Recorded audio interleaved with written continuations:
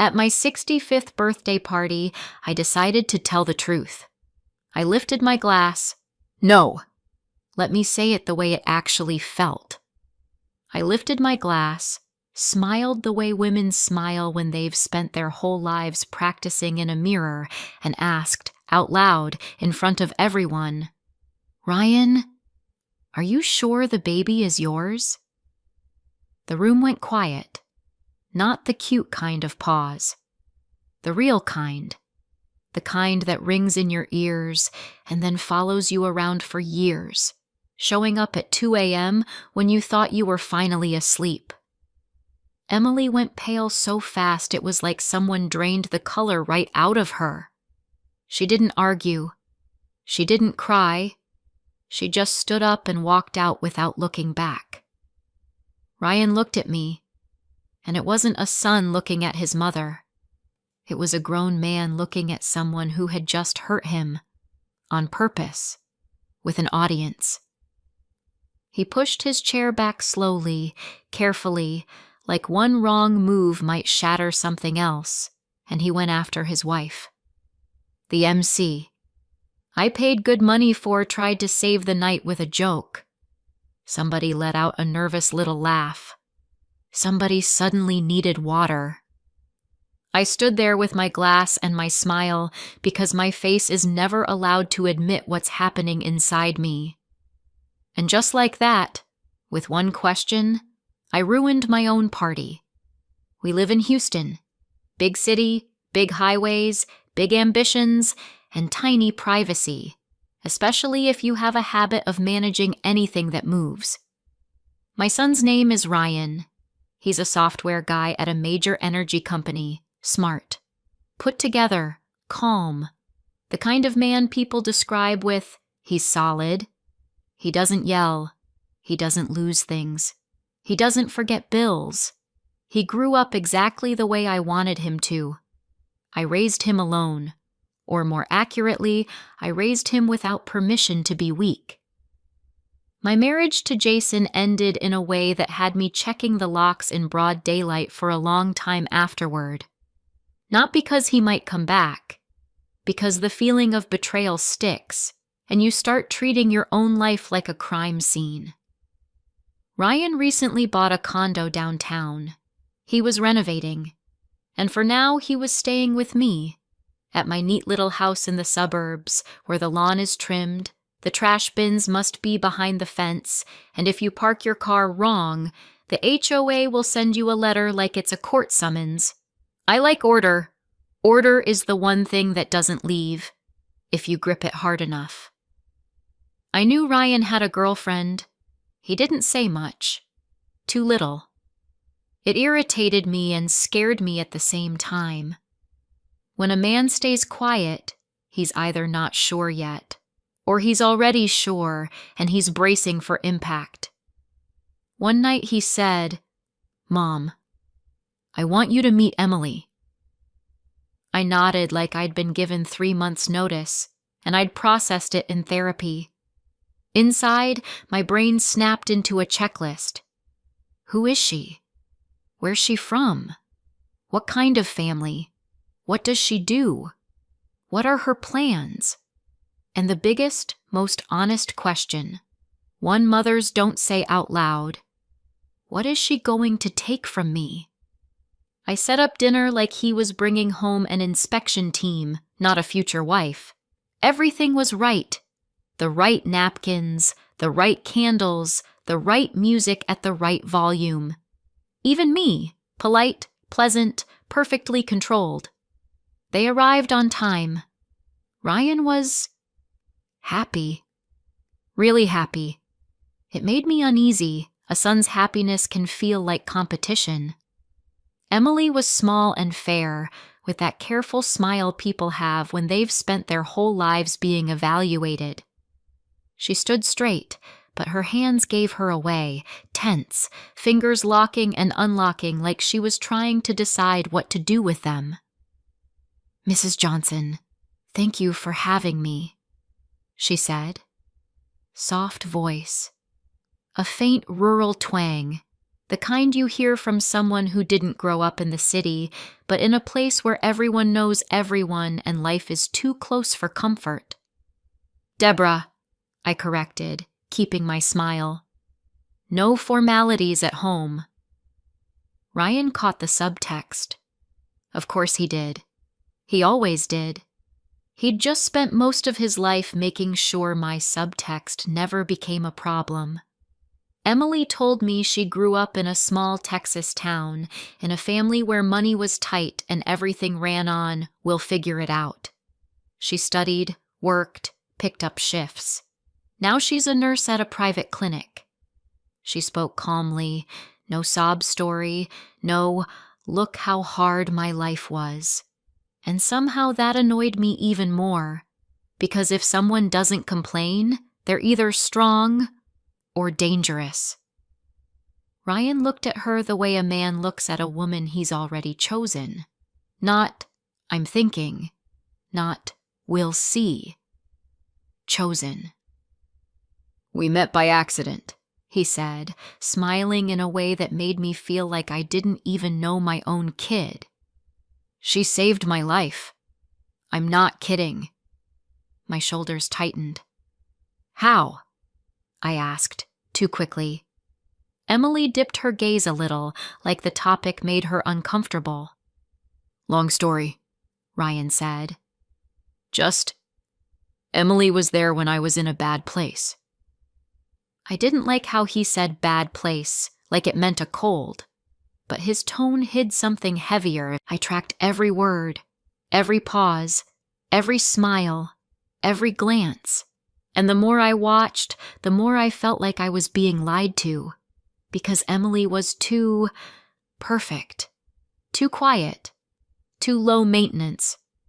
And I already knew the type of women who demand the most later without raising their voice. When dinner ended, she helped clear plates. Not because I asked. She just did it. "You don't have to," I said. "It's no trouble," she answered calmly. I smiled again, for the third time that night, and thought, of course, no trouble. You're already the lady of the house. Jason once seemed no trouble too, charming, easy, fun.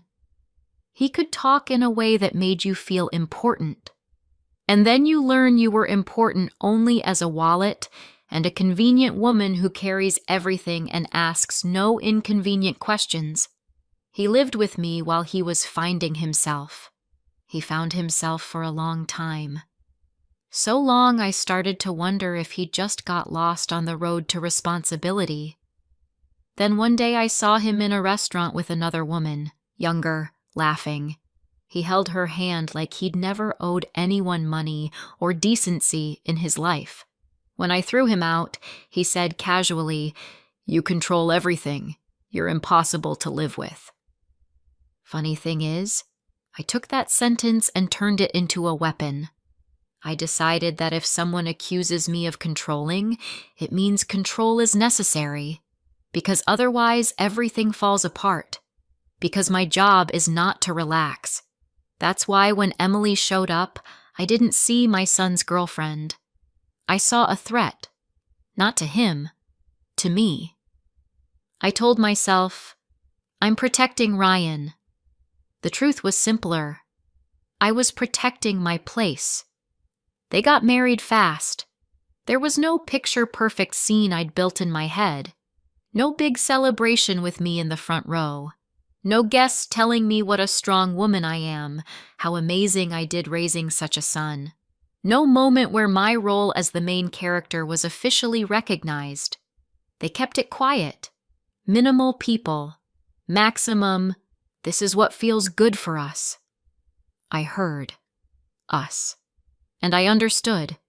Not you. Then they flew to Florida. Just the two of them, down on the coast. Ryan sent ocean photos. Emily smiled in those pictures like she could finally breathe. I looked at them and felt something ugly growing inside me. Out loud I said, "I'm glad they got to rest." Inside I added, "On my money, on my nerves, and without my consent. After the wedding, Ryan came around less. He spoke more carefully, and I started doing what I do best, throwing small stones. "Emily, are you planning to keep going with school?" I'd ask like I was curious. "These days it's hard without a degree." She'd answer calmly, "I am. We're just saving right now. And I'm working." I'd nod, smile, and translate in my head, saving equals settling in and locking it down. I found flaws the way some people find their keys, fast, even in the dark. Her too quiet laugh, her too simple topics, her family, no one in offices, no one saying investments without choking on the word. Her habit of not arguing, which I was convinced was the most dangerous kind of resistance. Sometimes Ryan would say, "Mom, stop." And I'd answer, "I'm just asking." Because "I'm just asking" is the universal cover story for women who know they're hurting someone but refuse to label themselves the villain. One day my stomach cramped so sharply I actually got scared. I called 911. Paramedics arrived fast, polite, calm. They checked the basics, asked about meds and history. Then they said, "Nothing looks emergent right now, but you should get it checked out." I called my primary care doctor. The soonest appointment was in a couple of weeks. Perfect. Exactly what you want to hear when you're panicking. Wait. I found an imaging center that could do an ultrasound that same day. Yes, it was money. Yes, paperwork. Yes, this may be out of network. I didn't care. I wanted answers. Inside it was sterile and expensive. Soft chairs, a coffee machine, glossy magazines, and those calm front desk smiles. America is very good at selling concern in pretty packaging. They asked me to wait. I grabbed a magazine and was about to flip it open when I heard a voice I recognized immediately. "Dr. Leonard Constantine, you're ready." Emily, in a white coat, confident, in her element, tablet in hand, that professional calm people get when they look at other people's pain all day. I instinctively lifted the magazine higher, like a teenager hiding a phone from a teacher. I didn't want her to see me here, not because I was embarrassed, because I didn't want to admit my daughter-in-law wasn't a girl from nowhere. She's trained. She's inside the system. She isn't someone I can flatten with a look. I watched her talk to coworkers, make notes, smile, calmly, professionally. Then a man stepped out of a room, tall, confident, that physician posture that screams success. He looked at Emily and held the gaze one beat too long, smiled, said something low. Emily smiled back. Polite, work smile. The smile medical people use to keep everyone from spiraling. But I'm not a patient. I'm a mother, and mothers can draw an entire story on empty space so vividly they start believing it. A little later, while I was waiting, I heard the front desk whispering, the way people whisper when they want everyone to hear. "Dr. Andrew Paulson is double-checking everything again. He used to pursue her, you know." "Emily? Seriously?" "Yeah. Before she was with that husband." I froze. The magazine turned heavy in my hands. Dr. Andrew Paulson. The name landed in my head like a headline. I got my exam. The provider said they didn't see anything alarming. Maybe a spasm, maybe stress. Keep an eye on it. Stress. Yes. Of course, I walked out to the parking lot and called Ryan immediately. "I was at the clinic where Emily works today," I said, too calm. "And there's a doctor there.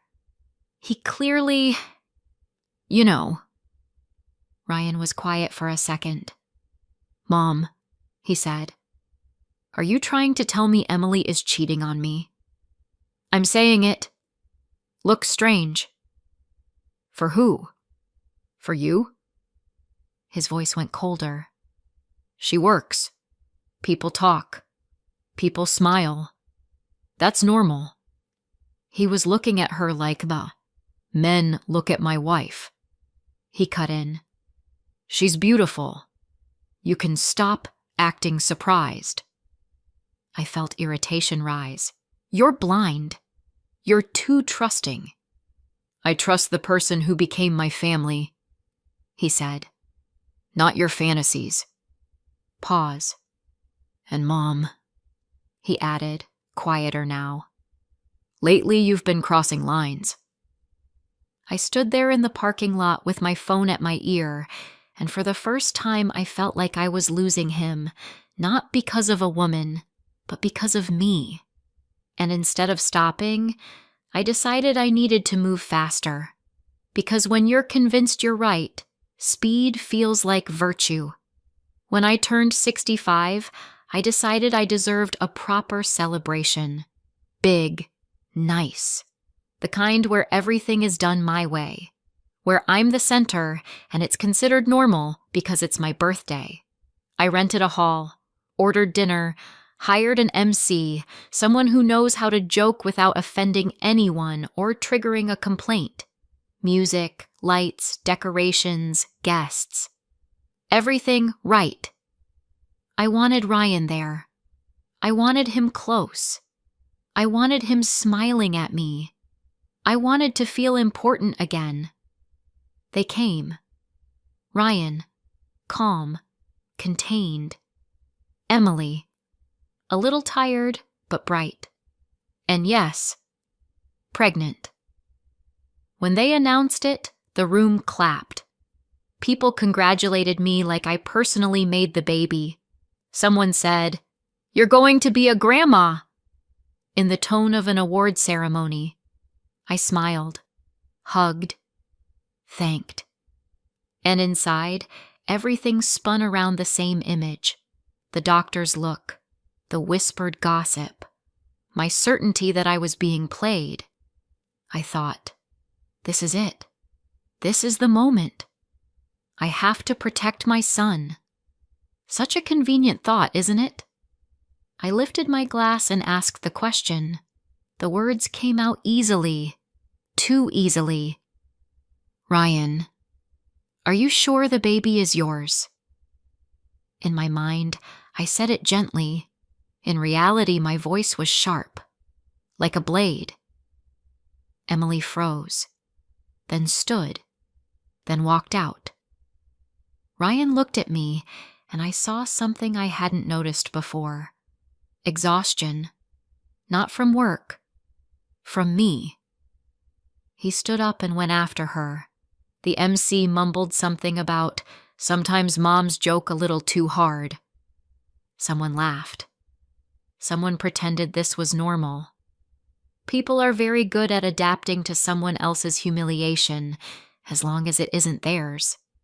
And I stood at the center of my own party and suddenly understood that the center is just loneliness. Ryan didn't answer my calls. At first I called a lot, then less. Then I wrote messages that started with Ryan, and ended with me deleting everything and sending "How are you?" because even in panic I wanted to look normal. A week later, my number was blocked. I still had keys to his place. An old ritual. Just in case. A couple of times I stood at my own door with those keys in my hand and thought, I can. I have the right. I'm his mother. Then I pictured him opening the door and seeing me there. Uninvited, confident, righteous. And I understood. That wouldn't be mother. That would be someone violating boundaries. So I didn't go. For 2 months I lived inside the silence I created. During the day I kept myself busy. Cleaned an already clean kitchen. Rearranged things. Went to the store like I needed 5 different teas to survive life. At night, I turned on the TV for background and pretended I was fine. Sometimes I caught myself listening not to the show, but to the quiet between the lines, like I was waiting for a phone to ring inside the empty space. I kept repeating, "I only wanted what was best." That phrase is the favorite excuse of people who hurt someone and aren't ready to admit it. He came on his own.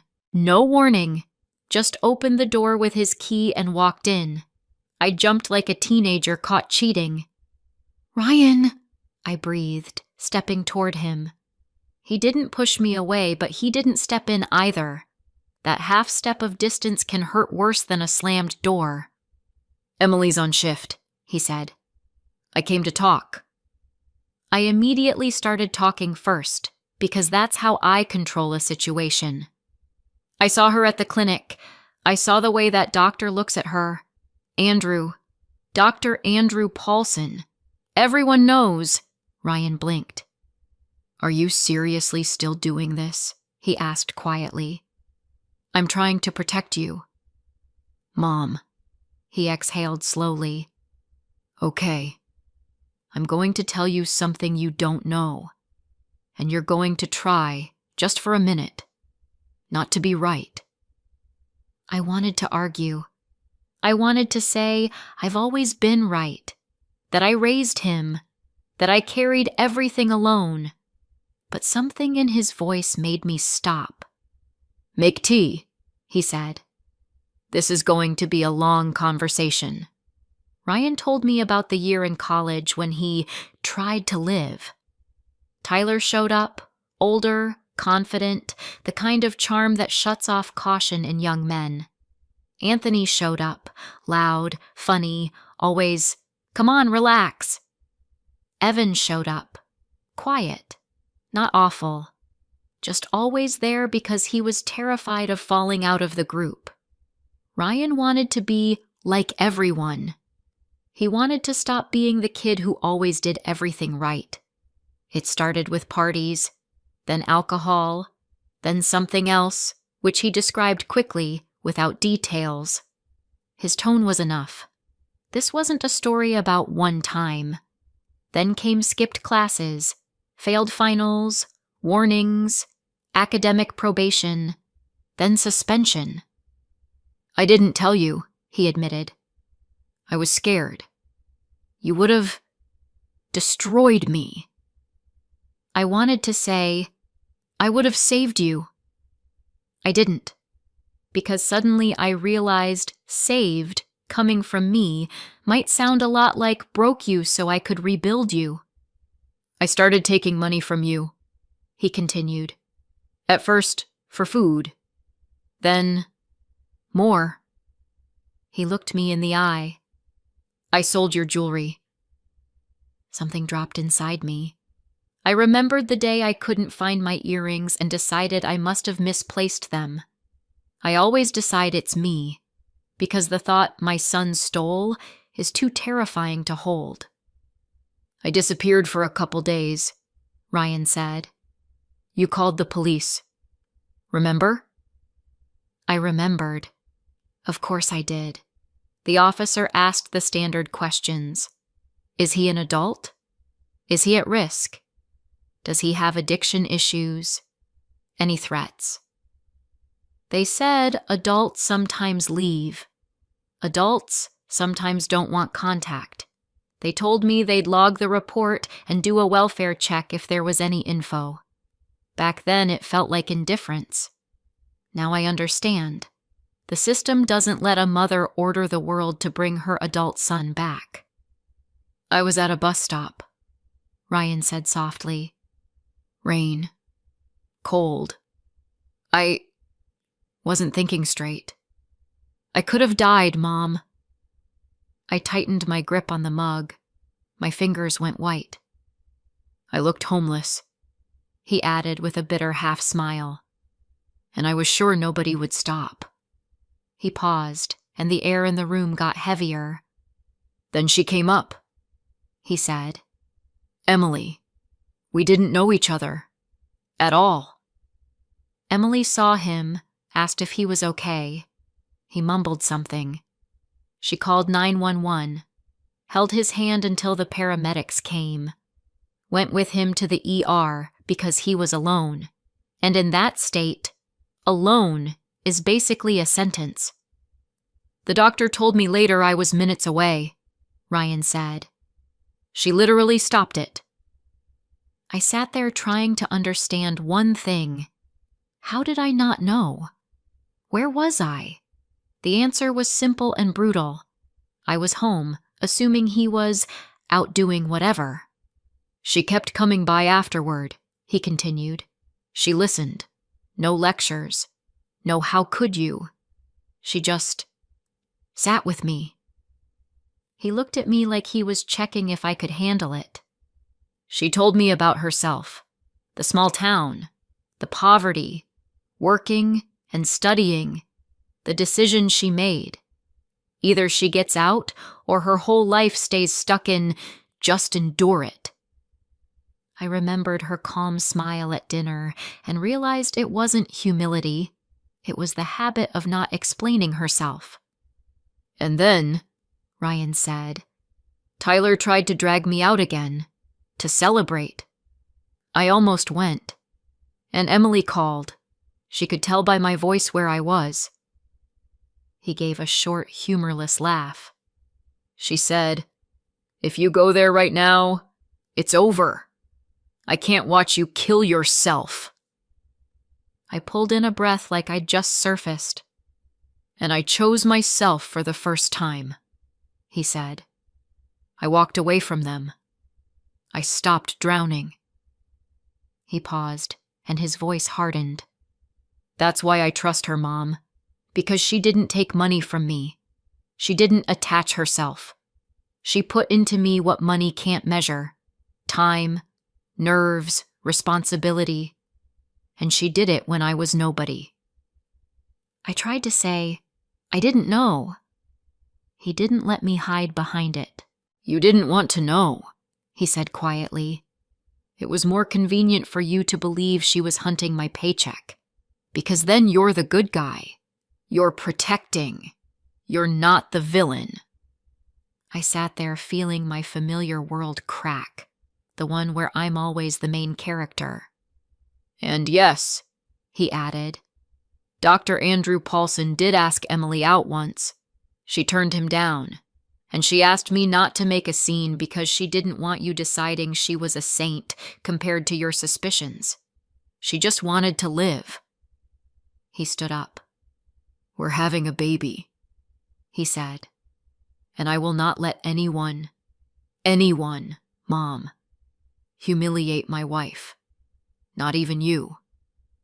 He walked to the door, stopped, and said, If you want to be part of our life, you're going to have to apologize. For real. To Emily. Not to me. And he left. I was alone. In a perfectly clean living room. In my order. In a house where everything had its place, except me. I thought I was protecting my son. What I was really protecting was my right to be the main woman in his life. Emily didn't steal him. She apparently brought me back a living person, a man who might not have come back at all. And the worst part is, there's no one else to blame. Not the police, not the doctors, not bad friends, not fate. Just me. I picked up my phone, opened messages, found Emily's chat. My fingers hovered over the keyboard. Because an apology can be control too, if you're doing it for your own relief. I typed, Emily, I was wrong. Deleted it. Typed again. I'm sorry. Deleted it. Because I was sorry. And I was even more ashamed. I put the kettle on, then turned it off, then put it on again. People do pointless little actions when they're trying not to do the one thing that matters. And the thing that mattered was simple and terrifying. Admit that my question at that party wasn't honesty. It was a public slap to a woman who, once in the rain at a bus stop, did what I've always treated as my job. She saved Ryan. And now, if one day someone puts my grandchild in my arms, it won't be because I earned it. It'll be because Emily is better than me, and maybe, just maybe, strong enough to let me back in. Thanks for watching. If this story hit close to home, give it a like, subscribe for more, and drop a comment. Have you ever had to set boundaries with family? I'd love to hear your perspective.